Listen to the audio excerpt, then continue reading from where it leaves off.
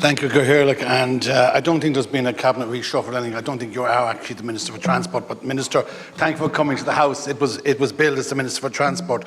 But look, Minister, I know you're very competent and able and have your hand across all aspects of government. So look, the commencement matter this morning, it relates to the ambitious Galway Hydrogen Valley Project. And back in April of 14th of April 2022, I met, as did a number of Oireachtas members, meet with An Taoiseach Micheál Martin at the Port of Galway conference on renewable energies and the opportunities, particularly for the west of Ireland. And the Taoiseach spoke very supportive of the Galway Hydrogen Valley Project, but also very supportive of hydrogen generally, and also the challenges that face our ports. And interesting, I read in one of the national papers at the weekend, there are still huge challenges out there, particularly with MARA, the Marine, basically it's going to be the Marine Planning Authority in time, and how we need to be prepared, ready and responsive to the challenges of renewables. So the Port of Galway have this planned project called the Galway Hydrogen GH2 for short, and it has enormous potential and is really a game changer for the region and for the west of Ireland.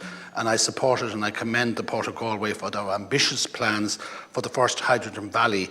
And so the Hydrogen Valley recognises the ecosystems that link hydrogen research, production, distribution and transport for end users, and the challenges that are around all of those associated with this project. But everything is doable, and I think that's what came out very much in relation to the conference. So the potential is enormous, as I said, for the Hydrogen Valley in Galway. It will deal with and enable renewable strategies. We know that sustainability and decarbonisation are key objectives for the government and are now at the very heart of public transport policy, and I think that's important. And I want to genuinely acknowledge the government's progressive steps in this area right across all departments in terms of renewable energies. But the focus, as the Taoiseach says, is to support this one in Galway. Initially, it's supported by both the private sector, by industry, by Galway City Council, and by all the stakeholders. And they were there in large numbers at that conference and at that engagement with the Taoiseach, and the challenges, as I say, in relation to renewable energies.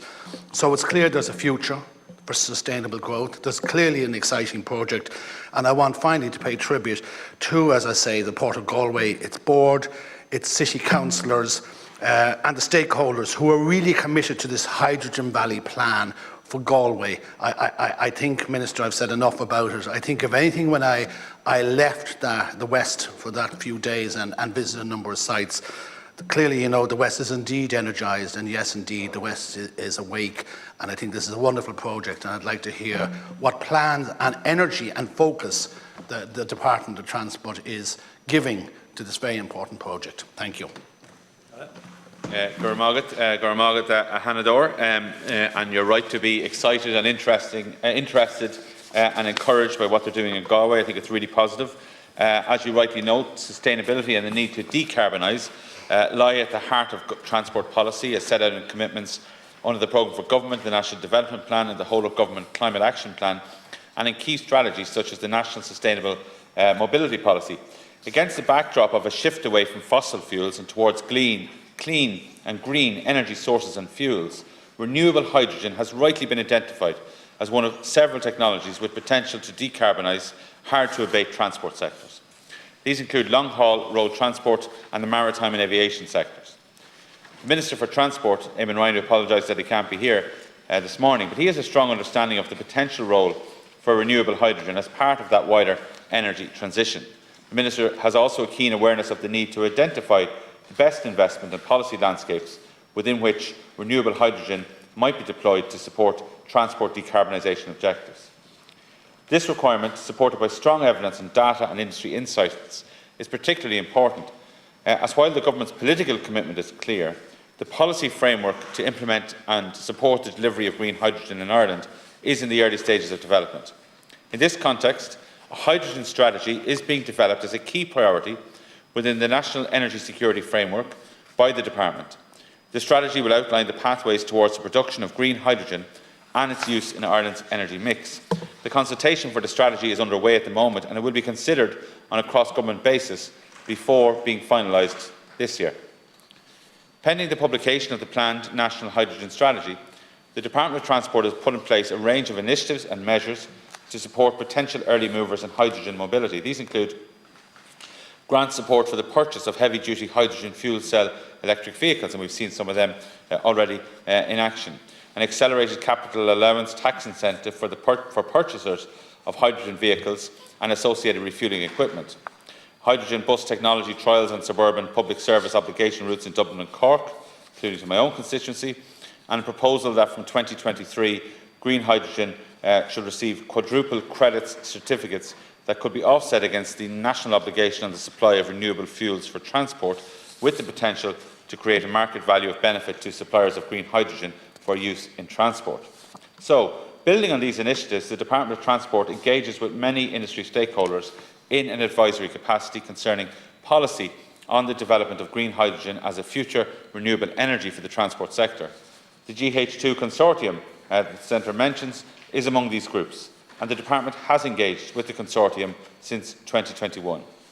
Policy advice recently provided by the Department has included a statement of the current policy context for renewable hydrogen in transport to inform the consortium's proposed Hydrogen Valley project.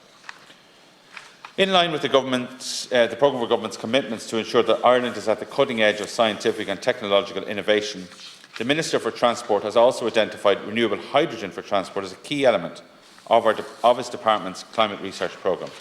To that end, the Department, working with counterparts in the Northern Ireland Executive and as part of the Government's Shared Island Initiative, the Department has commissioned research on the potential for cross-border cooperation to inform the approach to implement hydrogen refuelling infrastructure across the island. The first phase of this research is underway and is assessing the options concerning safety regulation for possible future hydrogen refuelling infrastructure, including best practice and guidance on interoperability and delivery. A second phase of research, which is expected to be commenced next year, will involve a feasibility study concerning delivery of transport refuelling on a cross-border basis on the island of Ireland, including examining the criteria for optimising location and use. Within the overarching framework of this Government's forthcoming hydrogen strategy, these research projects will support and inform the next steps in consideration of hydrogen development for transport and the possible future procurement of the delivery of public hydrogen refuelling infrastructure. Margaret, Shanador. Thank you, Minister, for that comprehensive response, and I'll read it in more detail later, but I want to thank you for setting out. I suppose just to go back, I want to keep and try to keep the focus here, particularly on Galway and particularly on the GH2 project. So I'll continue to do that. I just want to flag something. I noted from government.ie this morning that there's now a campaign to appoint members to the Maritime Area Regulatory Authority, which is MARA for short. You'd be familiar with it. And I just want to renew my call again that we, when the government consider the appointment of this board, that they would consider people in the expertise, of renewables. I think it's important that we have mixed competences on board, particularly like MARA. And again, I renew my call for the role of local city and county councillors who traditionally have been on many of these boards, that they would also be considered with their expertise in terms of proper planning and sustainable development in their local communities, would also be considered for consideration and nomination to these boards. Thank you, Minister. Thanks very much, Senator, and I'll certainly pass those comments to the Minister. Look, the Government and the Programme for Government and the Climate Action Plan, they commit the Government to positioning Ireland at the forefront of a wider energy transition and at the cutting edge of scientific and technological innovation in meeting our climate targets. And against all that background, against all of the actions that we're taking under the Climate Action Plan, under the Programme for Government, under EU plans as well, Minister Ryan recognises that GH2, Hydrogen Valley and other proposals are a welcome and exciting indication of future possible opportunities for renewable hydrogen mobility, deployment and use. Through the National Hydrogen Strategy, ongoing supports initiatives and targeted research priorities outlined, the Minister will continue to work with colleagues across Government and on an all-island basis. And as I understand it, as recently as the 19th of September, the Department of Transport provided the GH2 consortium with a policy statement letter. So there is that ongoing encouragement, ongoing discussions as we frame our hydrogen strategy. And I think it's very exciting, and it is great to see people in the regions taking the initiative, not only on behalf of their own regions, but on behalf of our national and global climate strategies.